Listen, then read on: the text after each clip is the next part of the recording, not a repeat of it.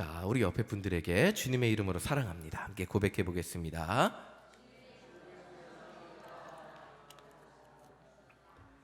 예, 한 번 더. 요즘 제가 계속 하고 있는 거 보고 싶었습니다. 한 번 더 하겠습니다. 보고 싶었습니다. 예, 보고 싶었습니다. 오늘 사무실 출근을 안 해서 저는 목사님이 보고 싶었습니다. 자, 심 전사님도 보고 싶었고 우리 전사님들도 보고 싶었습니다. 자, 자, 믿음이란, 우리 주일날 설교 들으셨죠? 믿음이란 제목이었어요. 언약의 말씀을 붙드는 거죠. 맞죠? 자, 지난 주일 말씀 제목이었는데 예배가 끝나고 담임 목사님 말씀에 많은 은혜를 받았다는 성도님들을 만날 수 있었습니다. 말씀을 통해서 현실을 바라보는 시선에서 하나님의 능력을 바라볼 때 우리는 낙심하지 않고 하나님께서 일하실 것을 믿으며 기대하게 된다는 것을 말씀을 통해 깨달았죠. 자, 그럼 오늘이 수요일이니까 한번 은혜 받은 걸 점검을 해보겠습니다. 믿음으로 월화수 승리하셨죠?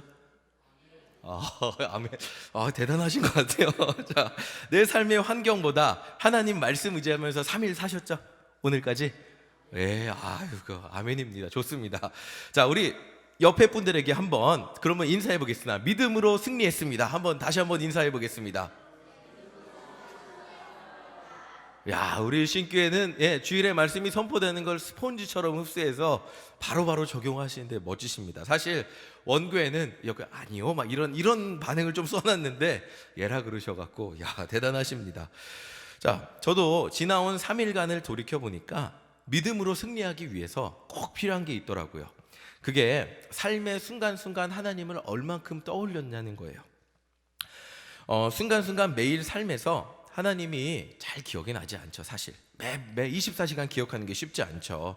특별히 급하고 어떤 중대한 선택의 순간에 하나님이 일단 우선적으로 떠올라야 기억도 하고 하나님을 의지하기도 하는데, 급하면 뭐부터 하죠? 그냥 하던 대로 후딱 해버리고 아이고 끝났다 이렇게 하고, 자, 그냥 살던 습관대로 살다 보니까 그렇다 보니까 하나님을 기억하지 못하는 순간들이 많이 있습니다.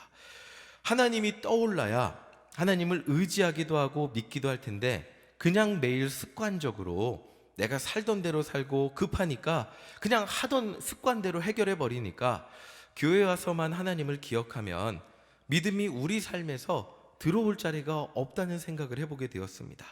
그래서 중요한 게 뭐죠? 기도죠. 새벽에 기도를 하면 그 하루 새벽에 기도한 것이 저의 하루를 인도하는 것을 느끼게 됩니다. 그리고 153 기도 운동으로 제가 매번 말씀드리지만, 점심 먹고 기도하면 오전에 있었던 일과 오후에 해야 될 일들, 여러 가지 일들을 가지고 기도하게 됩니다.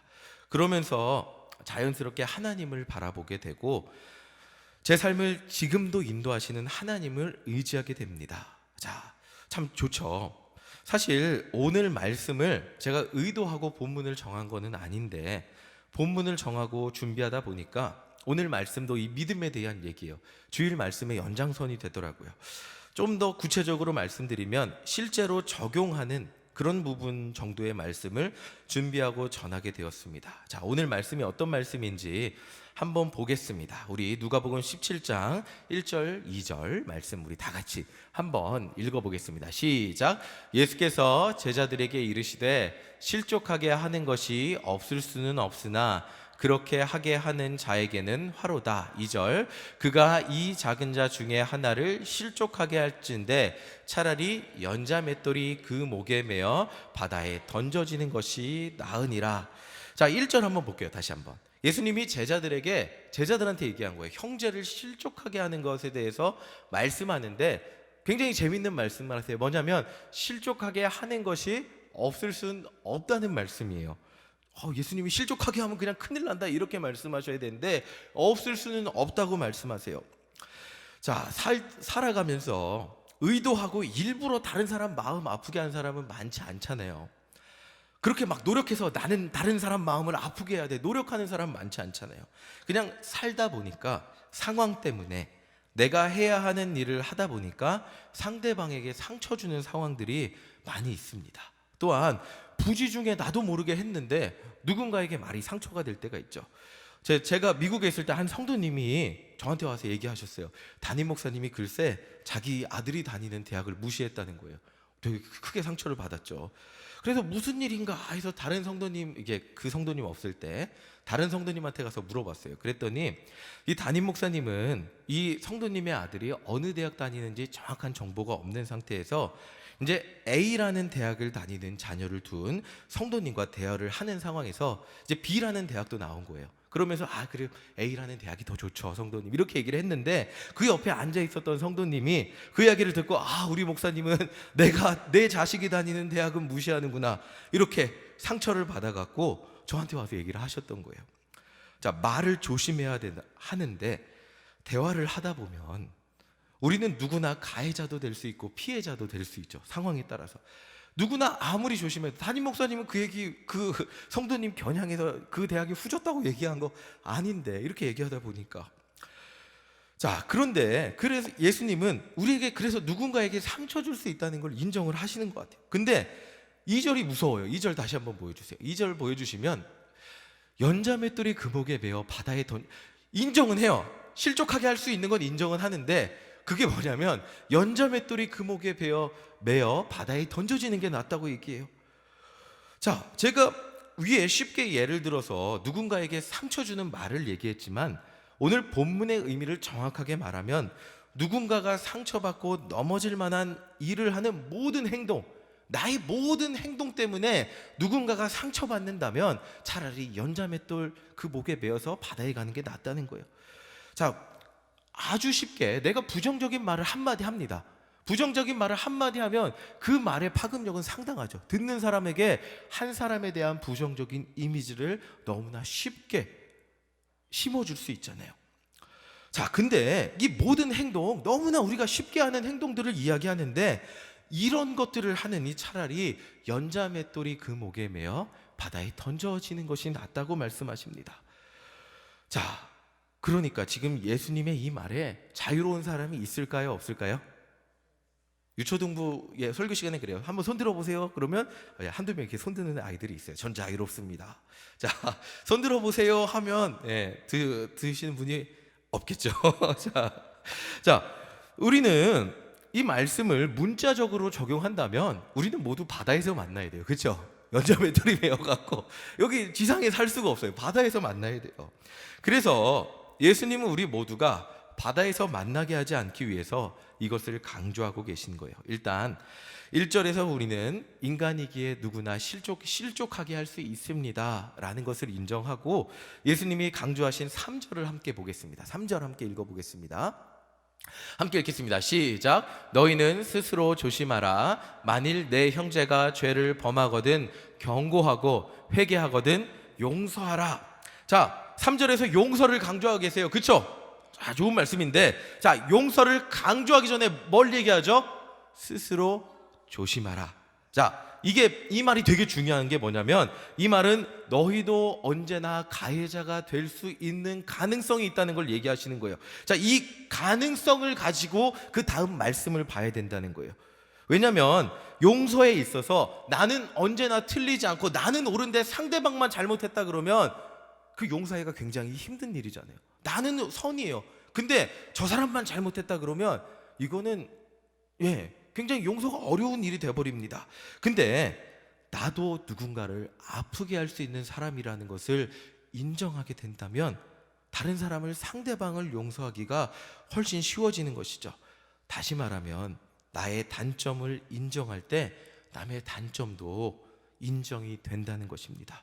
그러니까 예수님의 말씀은 우리는 누구나 다른 사람을 실족하게 할 수 있고, 우리는 서로 아픔을 주고받으면서 사는데 그 가운데서 사랑하며 살기 위해서 용서가 꼭 필요하다는 것이죠. 자, 우리 옆에 분들에게 한번 나눠보겠습니다. 권사님, 고의가 아니었습니다. 한번 나눠보겠습니다.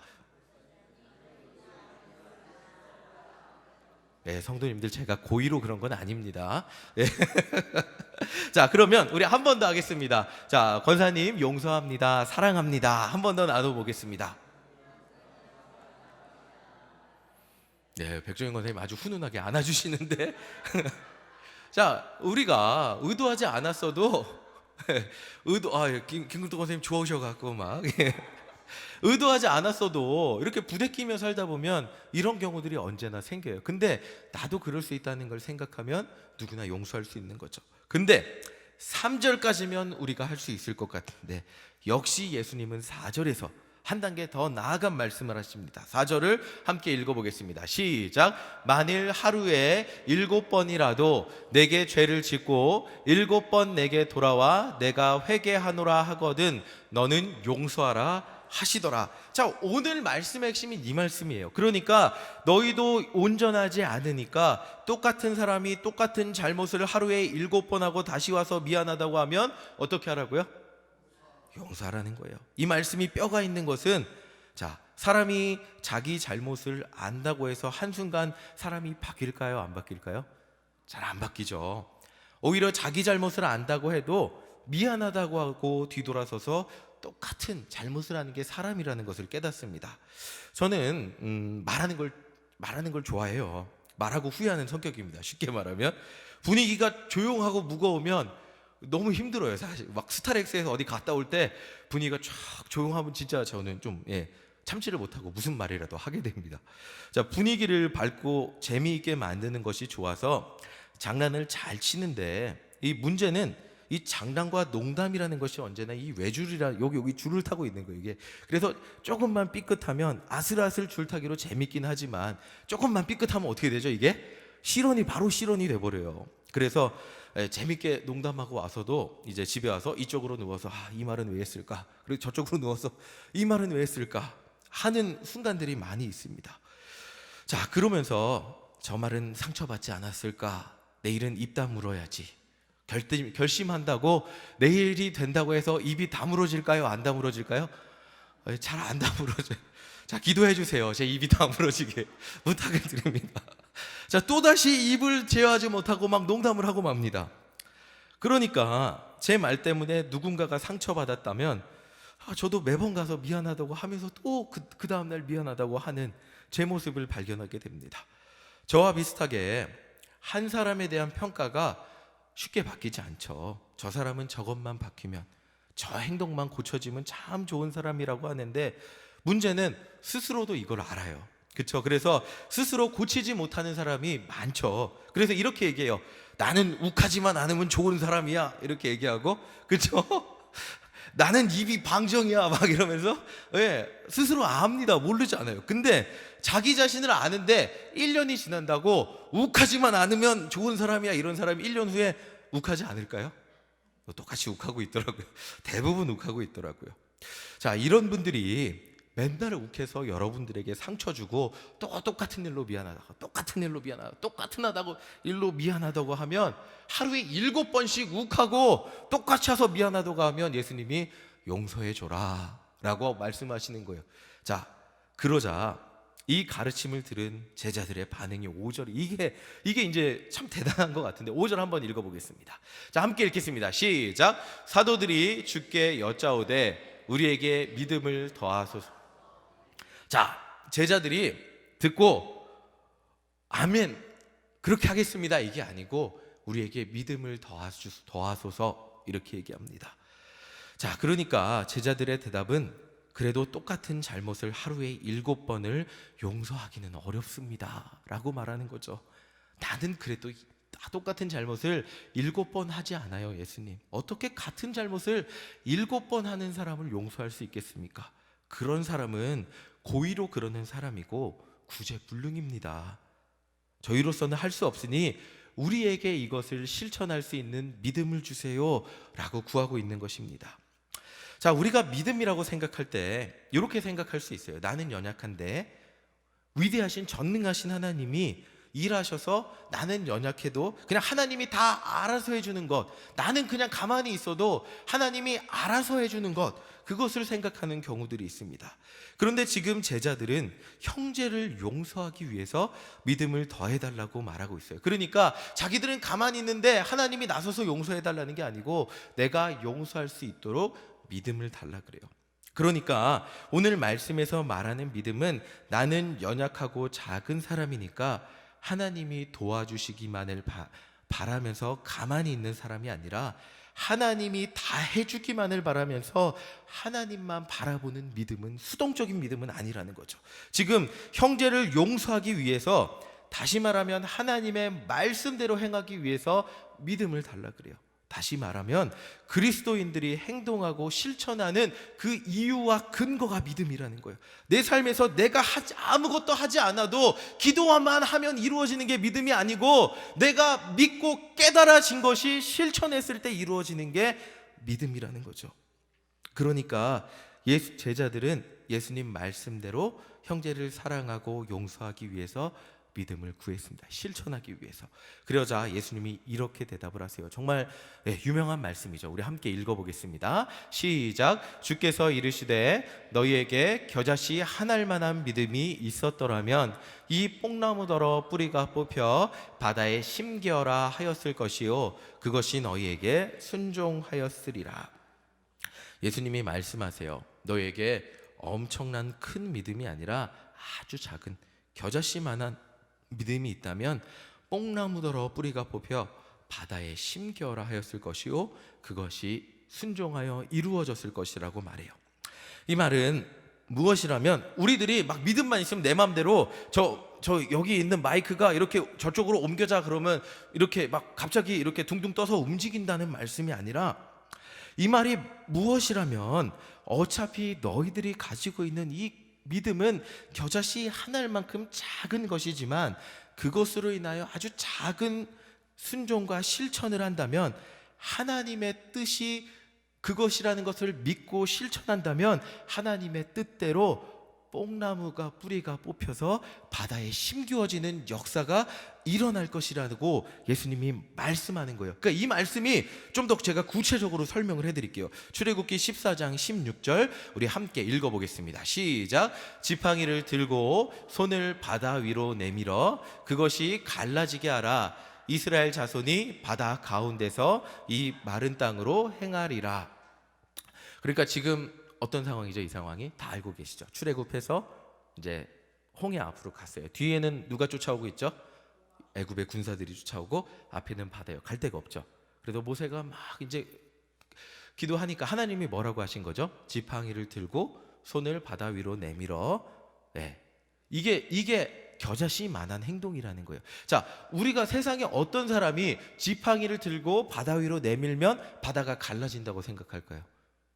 절대 모세 말고는 갈라질 일이 없겠죠. 그렇죠? 근데 지금 그러니까 뽕나무랑 똑같은 거예요. 누가 뽕나무 보고 명하면 바다로 간다고 생각하겠어요? 그 말이 안 되는 거잖아요. 근데 그 말씀이 하나님의 뜻이고 하나님의 말씀이라면 그것을 믿고 순종하여 명하라는 거예요. 지금 보시면 하나님의 말씀이 모세에게 떨어졌어요. 그리고 모세는 그대로 지금 애국 군사가 쳐들어오는데 다른 살 길을 찾기에도 급급한 상황인데, 지금 세상 사람들이 보면 어떻게 보면 정신 나간 행동을 하고 있는 거예요. 근데 그 정신 나간 행동, 지팡이를 들고 손을 바다 위로 내밀었습니다. 이게 겨자씨만한 아주 작은 순종의 행동이에요. 이 순종의 행동을 했을 때 그 결과를 보겠습니다. 21절. 자, 함께 읽겠습니다. 시작. 모세가 바다 위로 손을 내밀매 여호와께서 큰 동풍이 밤새도록 바닷물을 물러가게 하시니 물이 갈라져 바다가 마른 땅이 된지라. 세상 누가 이렇게 된다고 생각하겠어요? 근데 모세는 이게 하나님의 말씀이고 하나님의 말씀에 순종했을 때, 바다 위로 손을 내밀었을 때 바다가 어떻게 됐어요? 갈라졌어요. 그러니까 이 겨자씨만한 믿음이라는 것은 우리 아주 작은 이 한 걸음의 하나님 말씀에 순종하는 아주 작은 행동을 의미해요. 근데 아주 작은 행동이 어떻게 됐죠? 바다가 갈라지는 큰 기적이 일어나게 됐습니다. 자, 겨자씨가 굉장히 성경에서 작은 거라고 이야기하잖아요. 근데 그것이 열매 맺고 가지를 맺으면 어떻게 되죠? 아주 큰 기적이 된 가지가 되어서 많은 새들이 깃들인다고 이야기하잖아요. 우리의 아주 작은 그 순종이 하나님의 역사를 일으키는 시발점이 되어서, 그게 겨자씨가 이렇게 자라서 열매를 맺었을 때는 홍해를 가르는 것 같은 놀라운 기적의 역사가 일어나게 된다는 것입니다. 거기에 필요한 게 뭐라고요? 우리가 하는 겨자씨 같은 아주 작은 믿음의 순종이라는 거죠. 자, 성경에는 믿음의 인물들의 이러한 아주 작은 겨자씨만한 믿음의 순종들이 수없이 많이 있습니다.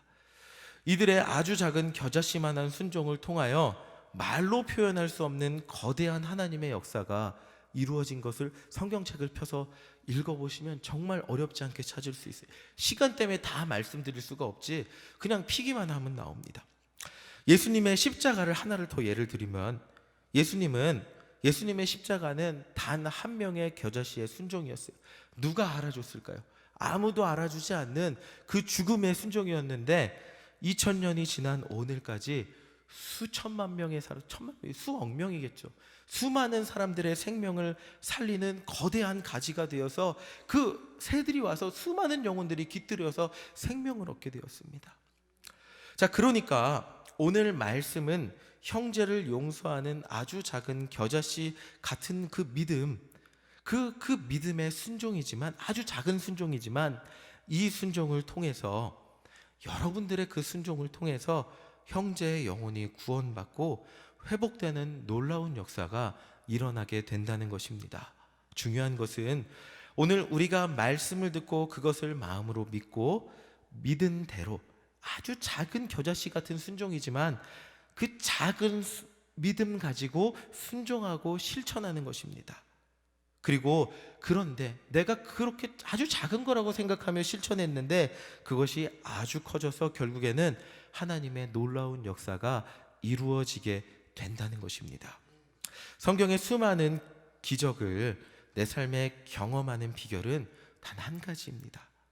남들이 가지지 못한, 남들이 보지 못한 천국을 보는 것, 남들이 경험하지 못한 엄청 신비스러운 경험을 하는 것, 그것이 아니고 오늘 여러분들에게 말씀이 선포되고 믿어진 대로 세상 가운데 나아가서 실천하는 것입니다. 나아가서 예수님 한번 전해보고, 나아가서 예수님 말씀대로 한번 져주고, 나아가서 예수님 사랑을 한 번이라도 더하고 내 자아를 무너뜨리고 내 자존심을 내려놓아 보는 것, 이 작은 실천을 통하여 겨자씨만한 순종을 통하여 하나님의 나라가 조금씩 이루어지기 시작한다는 것입니다. 하나님의 말씀을 실천할 아주 작은 믿음이 있다면 누구나 하나님의 놀라운 역사를 일으킬 수 있는 믿음의 자녀가 된다는 것입니다. 뽕나무가 옮겨지는 역사가, 그 역사를 일으키는 사람이 제자들만이 아니고 여러분이 될 수 있다는 것입니다. 그것을 위하여 여러분들의 아주 작은 그 믿음의 실천 단 한 가지라도 좋습니다. 전도하자 그랬으면 전도하는 거고, 기도하자 그랬으면 기도하는 거고, 사랑하자 그랬으면 사랑하는 거고, 내 자존심을 내려놓자 그랬으면 자존심을 내려놓아 보는 거. 그렇게 믿음으로 실천했을 때 하나님의 역사가 일어나기 시작한다는 것입니다. 자, 마지막으로 우리 4절 말씀을 다시 한번 읽어보겠습니다. 우리 한번 같이 읽겠습니다. 시작. 만일 하루에 7번이라도 내게 죄를 짓고 7번 내게 돌아와 내게 회개하노라 하거든 너는 용서하라 하시더라. 오늘 말씀을 기억하면서 하루에 7번, 여러분들 주변에 누구나 있어요. 같은 잘못은 하는 사람, 그 사람을 생각해 보며 마치겠습니다. 그 사람이 누굴까요? 자, 멀리서 생각하지 마시고, 아무리 잔소리하고 용서해도 바뀌지 않는 사람, 가족입니다. 수없이 많이 잔소리하고 너는 그래서 문제야, 여보는 그래서 수없이 100번, 1000번, 10만 번 잔소리를 해도 바뀌지 않는 사람, 가족입니다. 자, 저도 마찬가지죠. 하루에 제가 100번 잔소리를 들어도 쉽사리 바뀌지 않습니다. 자, 하루에 내가 100번 같은 잔소리를 해도, 잘못을 해도 말씀대로 사랑하고, 내가 먼저 사랑하고 용서할 때 여러분들의 겨자씨 같은 작은 용서와 사랑을 통해서 가정이 구원받는 역사가 일어나게 된다는 것입니다.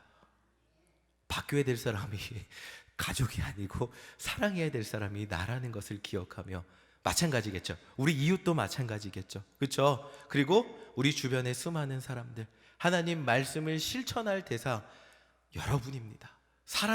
내가 기도해서 환경이 바뀌고 사람이 바뀌어야 되는 것이 아니라 하나님 말씀을 가지고 작은 실천을, 그냥 홍해 앞에서 정신 나간 행동이잖아요.